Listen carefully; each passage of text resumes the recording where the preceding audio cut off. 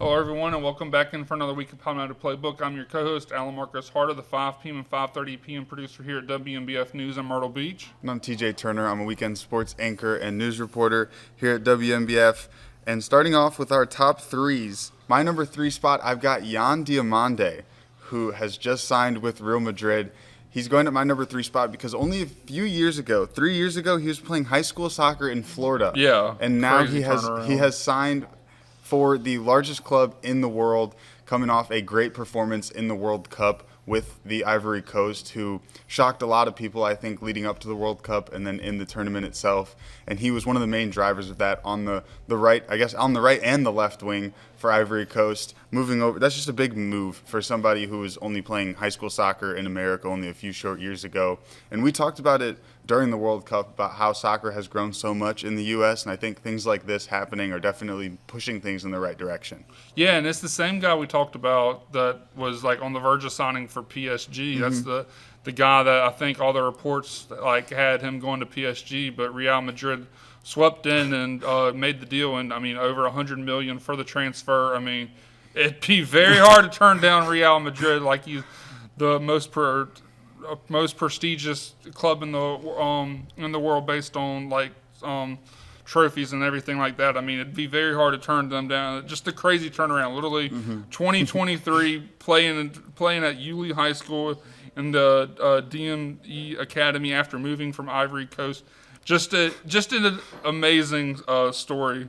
He literally that same year in 2023, he won it was the UPSL National Championship and even earned like a $1,000 check as the playoffs top scorer. And it's just going from the $1,000 check to the $100 million check. Yeah, a meteoric rise for him. So I guess we'll switch over to for my number 3 spot.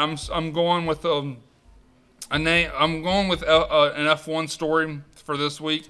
I'm going with Lando Norris winning it was like the Hungarian, the Grand Prix over the weekend. It's Lando Norris. He's the defending world champion from last year. This was his first win of the season. The McLaren driver passing, I believe it was his teammate Oscar Piastri early on in the race to kind of set him up. He qualified on the pole position. Ended up winning the race. I wanted to shout him out because it's the same guy that I was there for his, and he played here a couple months ago for the Myrtle Beach Classic Celebrity Tournament, Celebrity Day at the One Flight Myrtle Beach Classic. It was crazy just being there that day and like being even a part there for the little interview that he did after his round, asking him a question. And seeing him back on top, and the F1, he's a tremendous driver, relatively young, not as young as the current leader right now, Kimi Antonelli, but I mean, current world champion and back at number 1 for the first time this season. And had to shout him out because he was in Myrtle Beach a few months ago, so I'll throw that in there. I think every top 3 over the last 3 or 4 weeks has had a Myrtle Beach Classic shout out, whether it was the golfers or the people that came for the Celebrity Pro-Am. And then getting into my number 2, I've got the Utah Talons of the AUSL, the Athletes Unlimited Softball League. They've now won back-to-back titles after sweeping the Chicago Bandits in the final. The Chicago Bandits, I've actually been to quite a few Chicago Bandits games. We used to go when I was younger. They're over in Rosemont, back near where I'm from. But winning back-to-back titles in any league, in a relatively young league, I know this league's definitely on the rise. It's something that they're really pushing and trying to grow the sport of softball, because it's not something that we're really used to seeing on the professional level. You see it in like the Olympics and things of that nature, but having its own professional league in the United States and just watching that grow has been good to see. Yeah, I don't know if this is the same league. I know there's a Carolina team. I don't know if it's the same like softball league that this one is, or another league like the Carolina Storm or something like that. I've seen like a few of their games being broadcasted on ESPN. It might be a completely different league, which that's also like a testament to what you just said about the growth of softball and just as a professional sport.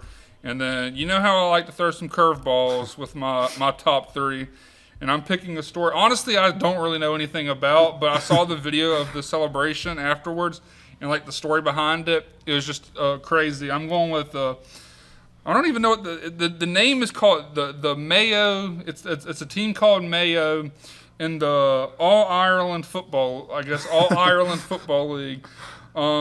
It was they had a curse. They were on a 75-year drought from their last All Ireland Gaelic football like championship. They're let's see if I can pull the article up. They're cursed. They last won in 1951. The last member of that team died in 2021, 2 weeks after Mayo lost their last and 11th successive final that they've made. It's been a long time coming. They defeated. If I can pull that up, I'm not even sure who they beat, but it was I saw a video on Twitter or X or whatever you want to call it now.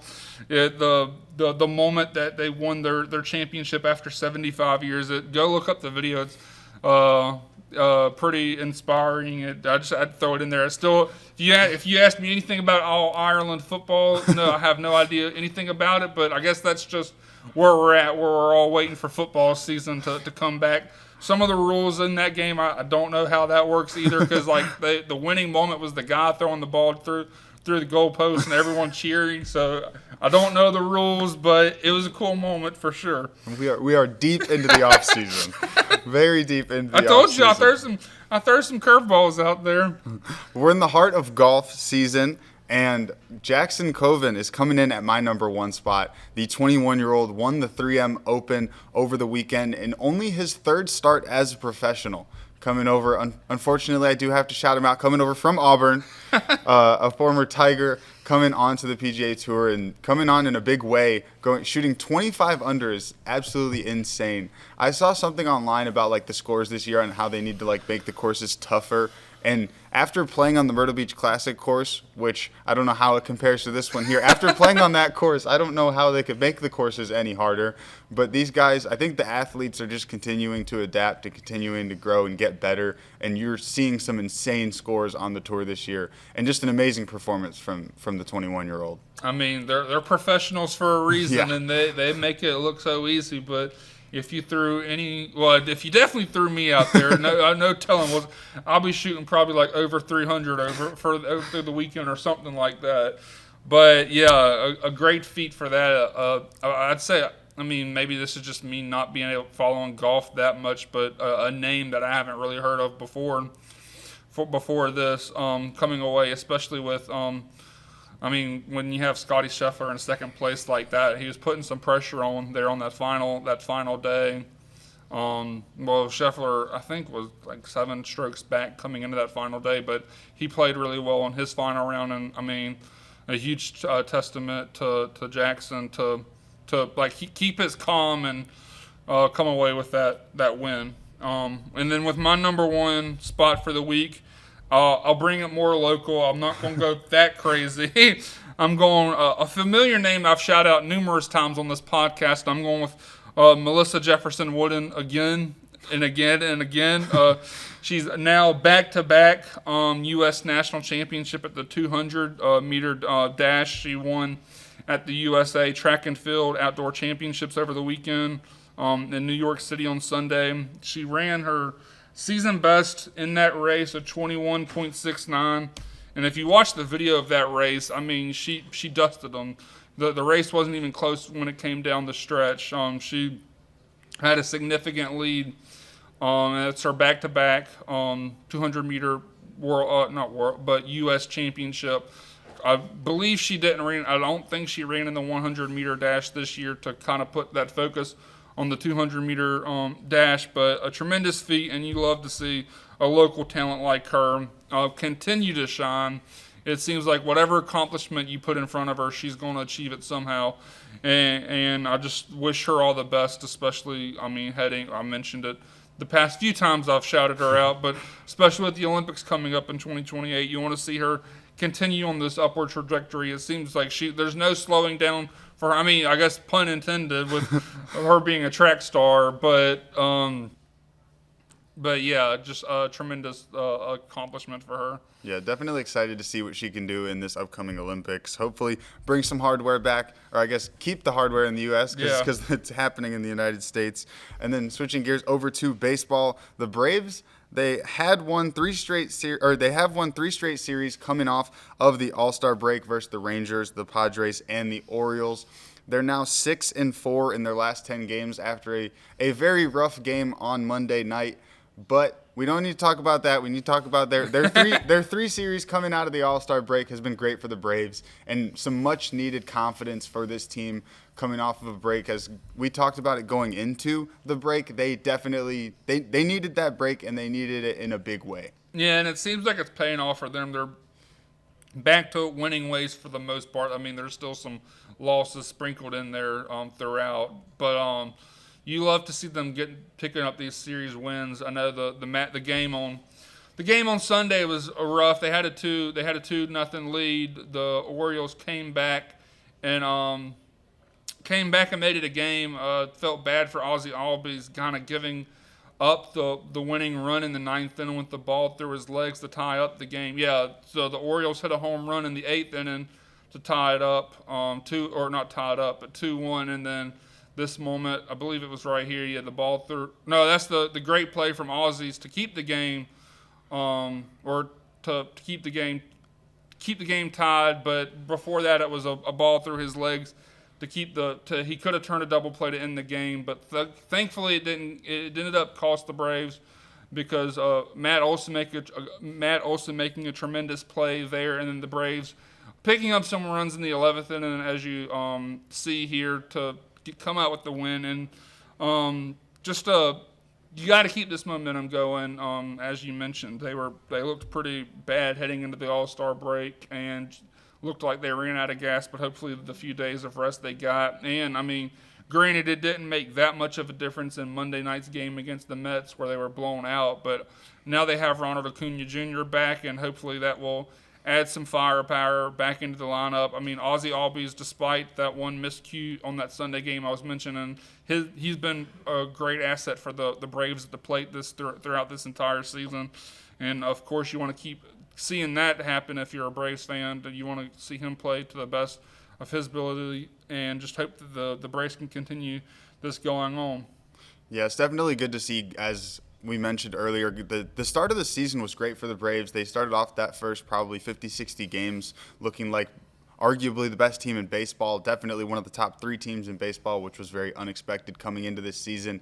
And then they went on a really bad slide going into that All-Star break, so it's definitely good to see them bouncing back and stacking up these series wins coming out of that break, and hopefully they can carry that momentum on for the rest of the year. Yeah, I mean, like we mentioned it, I guess we'll throw that in there as well, that they're only 5 games back from the Dodgers as for the best record in baseball right now, but they're also, I think they're right now, as of recording on Tuesday, they have a 5.5 game lead over the Phillies, and just hopefully that they can keep pace and put some wins together and keep that lead despite the struggles that they've already had. The fact that they have a 5.5 game lead still over the Phillies, who, I mean, all the rest of the teams in the division have struggled throughout this season. The Phillies getting off to a bad start, the Mets getting off to a bad start at the season, the Mets kind of still in that same purgatory type of area, which, I mean, I guess I'll give them credit for that big win over the Braves on Monday, but they're still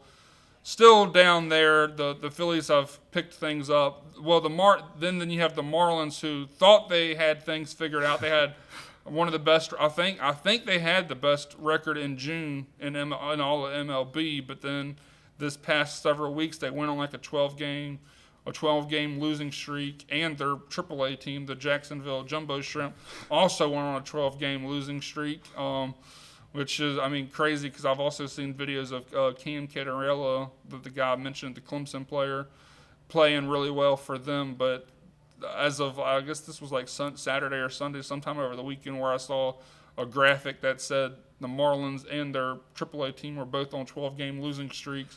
The Marlins, I think, won on Monday or Sunday. I think they're currently that they broke that losing streak, but they kind of undid all the goodwill that they did in June.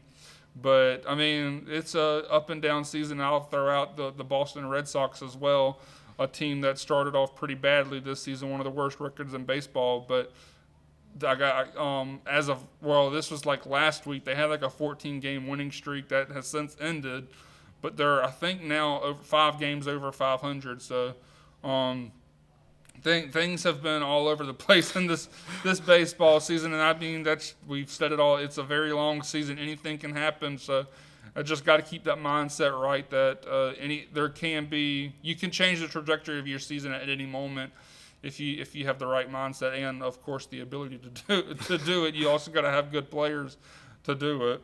And then bringing things back to the beach with the Pelicans, who were on the road last week and last weekend, kind of an interesting series as 2 of the games got postponed, so they ended up having 2 doubleheaders in a series against the Hickory Crawdads, who are the top team in the Carolina League South. They ended up losing that series 2-4. They were down 1-3 going into the final doubleheader day, and then they won the first game. And then it was looking like they had a chance in that second game through I think 3 or 4 innings. They were up 2-0, and then I think the Crawdads scored 6 in a single inning to win that one. So definitely kind of shut the door on the Pelicans tying up that series. And for the Pelicans this year, it's been an interesting series because it's interesting for these higher A teams because if the players on the team do well, they leave. Yeah. So it's like I don't know how much you can really judge a team based on the record because if the players do well, they don't stay on the team for very long. Yeah, I mean it's the position that we're in with the high A baseball team, like you mentioned. But I mean they're still exciting to watch, and we'll try to go to the game on Saturday. They're playing their upcoming home series against the Charleston River Dogs, so we'll have a South Carolina matchup there. I believe our WNBF First Alert weather team will be there Friday as a part of our Hurricane Week coverage. They'll be there 4 through 7 for our live shows or live newscasts, and I think let me not speak that into existence because I don't know for sure if they're doing that, but they'll definitely be there, and you can see them at the game. But I think this is you just love to have a local team like this to cheer on, especially during the summer months when college sports are kind of out of season out of school right now. But gotta love to see that, and like you mentioned, a bunch of young faces. There's been plenty of examples that of players that have played at the Pelicans have made a mark in the professional leagues, whether that's when the Pelicans were a Braves organization or when they were a Rangers organization, and now when they're a Cubs organization. So even if the team isn't picking up the wins, there's still bright spots on, like some prospects on the team that you can follow, and maybe down the line that will have some great success. Like I think the recent example is PCA, Pete Crow Armstrong. I mean, there may be even a more recent example. I'm not sure, but that's the name that's sticking out as of mine right now. Probably one of the best Cubs player on the team. I probably should have asked Brian that before I said that. But coming up from Myrtle Beach and doing well for the Cubs. And I guess before we wrap up the baseball segment, I will mention 2 things I forgot to mention during the Braves segment.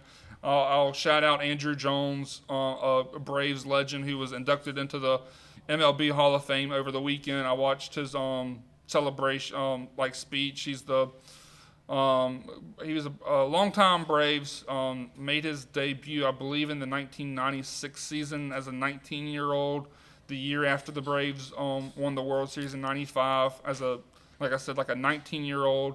Hit 2 back-to-back home runs in that Game 1 of the World Series, I believe, against the New York Yankees. They ultimately ended up losing that series. But if you know anything about the Braves, the 90s and the early 2000s were a lot of Brave success. Despite, they only had that one World Series championship in 1995, but they went on I think it was a 20+ record of National League East pennant wins and tremendous teams that he was a part of, an electrifying outfielder, just wherever the ball was hit, it seemed like Andrew Jones was there to catch the ball. I saw, like some of the highlights they were playing during his induction, like video was just like looking like Spider-Man out there jumping up the wall, like jumped on the wall before he even caught the ball. It's some of the crazy stuff that he was doing for the Braves, and I'm glad to see him in that honor. He was one of, I believe, 3 guys that he was definitely one of 3 guys that got inducted. It was him, Carlos Beltran, and I believe Jeff Kent or something. I can't remember the exact guy's name. He played for the Giants, I believe, at some point during his career. But I wanted to shout out Andrew Jones for that. And then I'll throw this in there as well. We found out on Monday that Clemson's starting. Well, he had a down year last year, but their Friday starter. I think I threw it here somewhere. Adam Knapp or something like that. I don't know how to pronounce his last name. He was a very great one. Their ace the year prior. He kind of had a down year this past year, but he's still a tremendous athlete. He was drafted in the 5th round of this year's MLB draft, but he announced on Monday that he had unfinished business. Yeah, right there. Look at Sarah reading my mind, getting this video. He's coming back for Clemson. That's a huge get for the Tigers, who had a down year as a team last year, but having him back for that 2027 season is a huge plus for that team. He was a great pitcher. He has shown a lot of potential. I mean, that's exactly why he was drafted in the 5th round, but kind of surprising to see him come back, but I can't fault him if he wants to end his Clemson career the right way. Yeah, definitely good to see. And I like how we're seeing more of this in college sports, guys coming back and finishing things out, finishing their careers in college rather than – because it seemed like kind of before NIL and everything in – especially sports like baseball and basketball, because in football you have the 3-year rule where you need to be at least a junior to go into the draft. You had players, and it seemed like it was just kind of how fast can I get out of college and make it to the next level. But it's good to see we're seeing more players returning to college and sticking things out with their programs and finishing what they started when they got there. Yeah, I'm sure the Clemson fans will be extremely happy to have them back. Yeah, and then switching gears over to basketball, we had some big news in I guess the decision 2.0 from LeBron. He finally decided on where he wanted to go, and he is going to the 76ers. He signed a 2-year, $8 million deal, which is interesting. The second year is a player option, though, so I don't know if we're going to see season 25 or 26 LeBron. He's played too many years at this point. I'm losing track of him. I always know what season he's on because it's my age.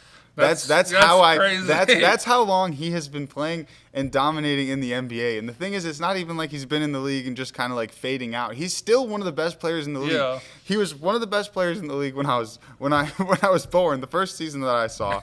And then he's still one of the best players in the NBA now. It's just insane to see. He's going into year, I think, 24. I think so, because I think someone mentioned if he were to play out his 2-year contract, it would be 25 years of him, a quarter of a century of him in the league, which is crazy to think about. I think he's played like some 60% of like NBA players ever, something like that. Yeah. I remember there was an insane stat, and they like showed it to him one day, and he was like, "I'm old." Yeah. But moving to the 76ers, I think, is honestly the perfect fit for what he wants to do. It's the perfect fit for where the 76ers are at. They've been making conference finals. They've made it very far in a lot of these playoffs, and they seem to have kind of this curse where they make it and then they can't quite get over the hump. And I mean, what better player to get you over that hump than LeBron James? Yeah, I know the mantra for the 76ers for I guess probably close to a decade now. It's like trusting the process. But I never trust LeBron. I never considered LeBron James to be a part of the process, but I guess here we are. I know there was other teams rumored to be in the mix. You had like Golden State, him teaming up with Steph Curry, which I think that would have been fun to watch. But I mean, a stacked Western Conference makes probably sense for LeBron to decide to get out of the Western Conference and try his luck in the East again. Which, I mean, the East isn't going to be any less tougher. I mean, you have the Knicks, who literally just won the NBA championship. But seeing him on the 76ers, you mentioned a few days ago, I forgot they've already picked up Jaylen Brown this offseason. They have Joel Embiid. Now you add LeBron James there. They have Tyrese Maxey, and then VJ Edgecombe, which, I mean, that's a crazy starting five lineup. I did see, I think it was reported on Monday, or there at least rumors on Monday, that they're going to probably let, like, LeBron going to play the point guard, or, like, kind of be like the pass facilitator, which I don't know what that will mean for Tyrese Maxey's development, but it'd be interesting to see all these guys, how they're interact. I mean, they have a lot of talent on this roster. It's, of course, going to be a matter of picking or I guess gelling together, team chemistry. And I will throw this in there because we never brought it up on the podcast. This funny story about the LeBron James free agency issue about what was our sister station and BTV and Charlotte. The Bojangles? Yeah, the Bojangles connection. Do you want to take that one? Or yeah, I'll just throw it out there. Like they posted a web story. I mean, obviously, I think it was like tongue in cheek. Yeah, it was lighthearted. Well, lighthearted, having fun about could LeBron ended up at the Charlotte Hornets because of his love for Bojangles. And I mean, we haven't brought it on the podcast, but I like Bojangles. Big fan. It's our unofficial Bojangles Fridays. When I go for lunch right across the street to Bojangles, or at least when I have time to go to it. But it's the running joke around here that it's Bojangles Friday when I go for lunch, and I just thought it was funny that could Bojangles possibly lure him to Charlotte? I guess the chicken was not enough to get him to make a move to Charlotte. This offseason has been wild. I mean, from everywhere. You have Giannis to Miami. Yeah. Giannis is in Miami now. You have LaMelo Ball, who is a Timberwolf.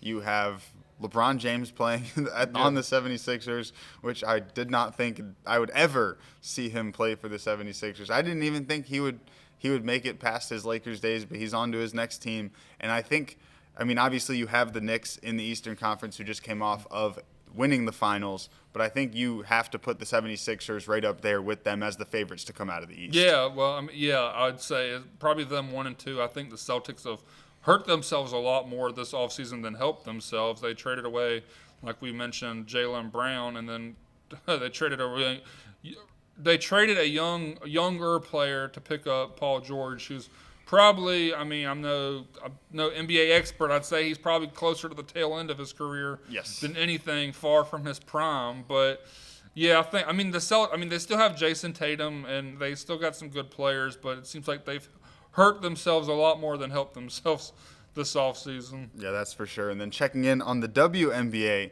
who's in season now, as they just came out of the All-Star break with Jonquel Jones winning All-Star Game MVP. And I saw an interesting graphic for her career. She has an MVP, an All-Star MVP, I believe a Finals MVP, and then I can't remember what the other award was. I think it might have been a college, I don't know if it was a Naismith or like some sort of MVP, like player of the tournament type award. Yeah. But she seems to step up in big moments. Jonquel Jones, I believe, out of Washington, and she came from overseas as well. Stepping in, just winning. Actually, George, ESPN lists as George Washington. Or George Washington, sorry. Washington. That's even a crazier career path, but yeah. Yeah, coming over from overseas and then playing for George Washington, and then making a name for herself in the WNBA, and just performing on the biggest stages. You guys could just see there the dunk from the All-Star game. I don't know if you saw that. Yeah, the dunk, the highlight. Yeah, it looked easy. Yeah, I don't think we've seen a couple dunks from Brittany Griner and a couple other players in WNBA history, but I think that was like the most with the most ease I've ever seen a WNBA player dunk, which I think is great to see and a great testament to where just athletes are going overall. Yeah, I mean, a tremendous display of athletic excellence in this game. It was like, I mean, it's an all-star game, so pretty much an exhibition. Not much defense being played in this game, but a huge some skills shown out there.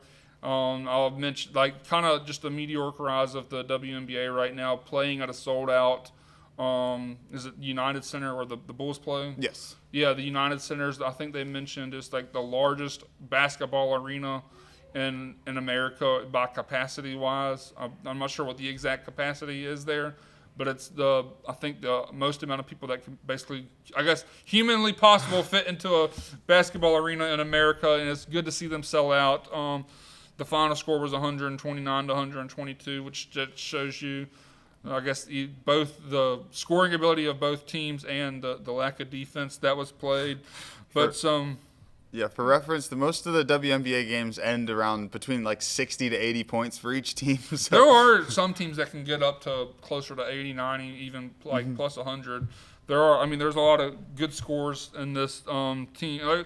And now that I'm looking at the stat line, I'll mention like JoCo Jones. She wasn't even like named an official starter. She came off the bench. She had 22 points, was 8 for 17 and 4 from 11 from the field. She had 13 rebounds, and she was 2 assists away from a triple-double with 8 assists. But there's also some other names I'll mention. I'll mention starting out, one of the starters on that team, Olivia Miles. She's in her rookie season I believe she played at her college ball at TCU. She was selected number 2 overall to it's the team in Minnesota. What's Minnesota Lynx? Yeah. I was blanking on the second name, which the Minnesota Lynx, I think, had the best regular season record last season. And the fact they added Olivia Miles to their roster, I believe they have the best record right now in the WNBA. And that's without, she's back now, but most of this season they were missing their best player, Nafisa Collier. She came back, I believe, last week or the week before. So she's getting her minutes back in. But to see Olivia Miles shine right now, she's not only putting on a strong case for like rookie of the year, she's up there in the MVP conversation. She's averaging 19 points a game, 4.7 rebounds, and 6 assists a game with 1.3 steals. So it's good to see her do her thing. I know, of course, you have Caitlin Clark, who was shining throughout the game, hitting just like back-to-back logos threes early in the game. I believe like her and Paige joking like during the game where like Paige like said to her was like, "Dang, you're going for MVP tonight, I guess." But some great performances, and then one of her Indiana Fever teammates, Kelsey Mitchell, on the other side also had a tremendous game. She ended up putting up 28 points in the game. So it was just a great all-around event for the WNBA, and hopefully that league keeps on growing because there's of course a lot of great athletes playing in there. And I'll mention Asia Wilson. She put up 12 points, and just going out there and having fun. It was more so just about having fun than it was actually like I guess there were some players that were. I know Caitlin Clark was pushing her team a lot to keep the pressure up and don't lose this game. They were down like 10 plus points early in the first half in the second quarter. They ended up coming back and pretty win comfortably. The score line, it was only a 7-point win, but they kind of let off at the very end. But it was a great all-around event. Yeah, and then checking in on the season at the All-Star break, you talked about the MVP votes. You talked about Asia Wilson, and I think those two names have become kind of synonymous in the WNBA. As this season, she is, I guess, because I think she won her 4th MVP last season. So, yeah. And she's definitely on pace to, I guess, she's definitely in the running and looking to get her 5th this season. And she's averaging just over 26 points, nearly 10 rebounds a game, and 2 blocks per game on this season. And she has the Aces sitting at the 3rd best team in the league, only behind the Minnesota Lynx, as you mentioned, and then the Golden State Valkyries, who have been a good story over the past few years, as I believe this is their 3rd season. I think it's either second or for some reason I want to say second, but it could be their 3rd. But yeah. The WNBA continues to add teams. I think they have last year, because they had 2 new teams last year and then 2 new teams this year. Yeah, they have the Toronto Tempo and I believe the Portland Fire that joined this year, and then last year you had the Golden State Valkyries, I believe, and they may have been the only team last year, based just looking at their standings. But, of course, you had the 2 new teams that were joined this year, and there's more teams expected to join, I think, that have already been officially announced for later on down the line. But a growing league and just a lot of, hopefully, great things to come for there. Yeah, definitely a lot to look forward to in the WNBA, and it just I think a few years ago the WNBA, or I guess probably a while now, Yeah. but the WNBA like say 7-10 years ago was not something that anybody was like it wasn't at the top of the sports market, and now it's been put in front of everybody, and everybody's finally getting to see what these athletes can do on the highest level. Yeah, I think it. Well, I think it also. Hopefully, this may be just my speaking. I've picked up a little bit on it to follow, especially as the University of South Carolina, their women's program has grown over the decades, like with Dawn Staley and putting a lot of prospects into the WNBA. It's kind of like familiar faces to follow along. Of course, we mentioned Aisha Wilson. You have Alicia Gray, who's doing great things now with the Atlanta Dream, and a lot of players, Aaliyah Boston with the Fever, and so a lot of athletes like that. And I think, I mean, if you can get some Gamecock fans to follow along in the WNBA, that definitely won't hurt you. But I think it seems like it's a very exciting time. There's still a lot of growth to be done. I know there are some mixed opinions on their commissioner right now. I think Kathy Engelberg. I'm not sure. I'm not going to dive too much into that because I'm probably not too knowledgeable in the situation. But it seems like there's a lot of growth that can be had in this league. So definitely exciting to see. And then we'll switch over. We'll do a few racing stories before we close out. We'll start with the Tour de France. It used to be an event that I kind of followed throughout the summer, back when I was still in school, and like had this when I actually didn't have to work during the summer and actually had some free time to follow this and just like cut on the race and watch some guys ride a bicycle in France. It's kind of fun to watch. We'll shout out Tadej Pogacar. I tried to write the pronunciation down. I probably still butchered it. He's now a 5-time Tour de France championship winner. I believe that puts him up there tied for the most wins of guys that weren't like had wins taken away from them.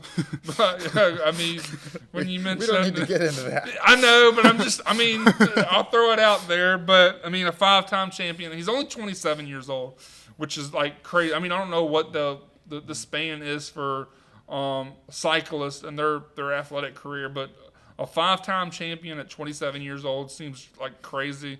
Based on what I was looking up, he basically had this thing won by stage 6. And I mean, I should have mentioned it earlier, but watching him battle the other guy down the stretch for the stage win down there at the Champs-Élysées in Paris, France, was fun to watch. He ended up trailing back at the very end, but it was a fun racing event, a tremendous feat. I think it's like 3,000 plus miles over a 21 stage event. Tremendous accomplishment that obviously I would never be able to do in my wildest dreams.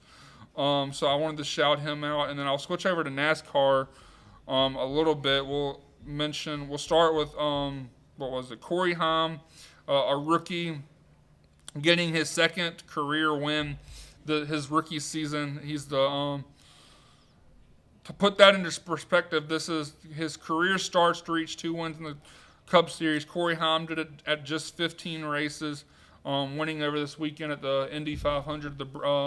Or not the Indy 500. That's the IndyCar race, but the Brickyard 400. That's the NASCAR race. He had 15. This is his 15th career start to get his second career win. To put that in, like I mentioned, put that into perspective. Carl Edwards, it took him 27 races to get 2 wins. Denny Hamlin, it took him 27 races to get 2 wins. Shane Van Gisbergen, took him 30 races to get 2 wins. Kyle Busch, 41 races to get 2 wins. And then Brad Keselowski, 66 races to get 2 wins. A good feat for him. Just a great rookie season. I'll also throw out there, I mentioned this, I think, during the first week, like the first round of this like in-season playoff bracket for the NASCAR. I completely forgot about it, but I saw them tweet over the weekend that Todd Gilliland ended up winning the in-season challenge over Ryan Blaney, who was the 3 seed. Tyler Gilliland, I believe, if I'm reading this correctly, was the 25th seed out of 32 teams. I believe that comes with a $1 million payout. So it's good to see him do that as well.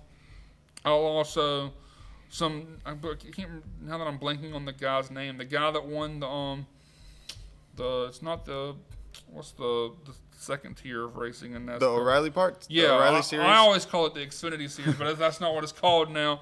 I guess I'll make sure I throw out the right sponsorship for this. But making some noise over the weekend, some controversy in NASCAR, winning I believe it was like his first race, and in his excitement, took out his radio gear.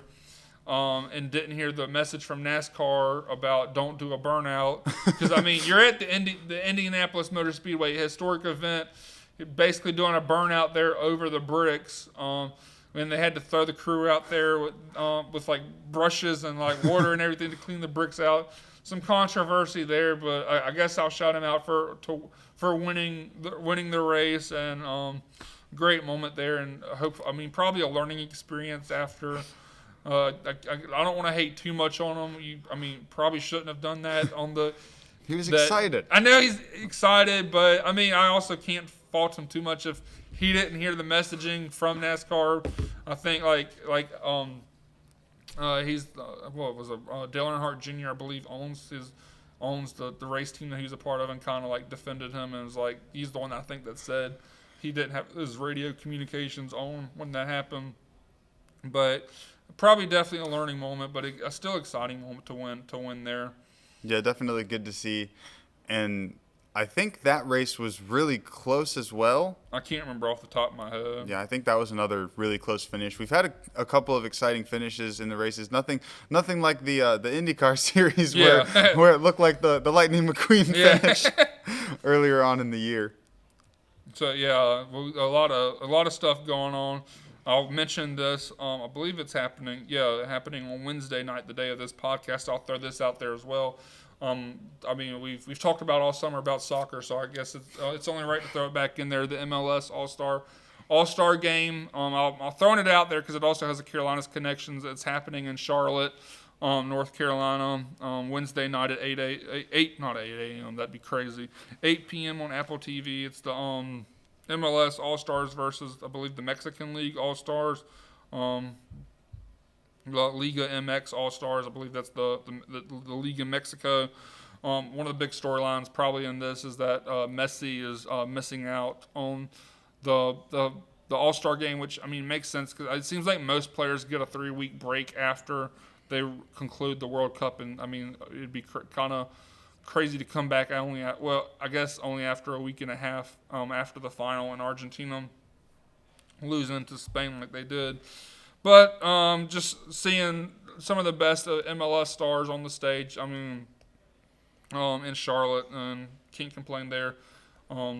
Hopefully Charlotte will be a site for more of these premier events. They've hosted the NBA All-Star in the past. I know some other stories that have come out this week, and I'll just quickly mention it because I guess that's where I was leading. Roger Goodell talking about the Charlotte area and like the renovations that they have planned, that he could see Charlotte maybe one day, if they keep this upward growth, hosting the NFL draft or maybe even a Super Bowl one day as a host city. But Charlotte's definitely a city on the rise, and I just throw that out there. Of course, especially if you watch on Wednesday and are looking for some sports to fill your needs during this lull of the season. Yeah, we'll keep you guys updated with everything going on, and pretty soon we're gonna have to get into our worst thing, our predictions for the upcoming football season. But we're not quite ready for that yet. I'll say this in advance. I'm sorry in advance to any team that I hype up, because we all know what that means at this point. Yeah, we'll be right back here on Palmetto Playbook next week. Make sure to like, comment, share, and subscribe.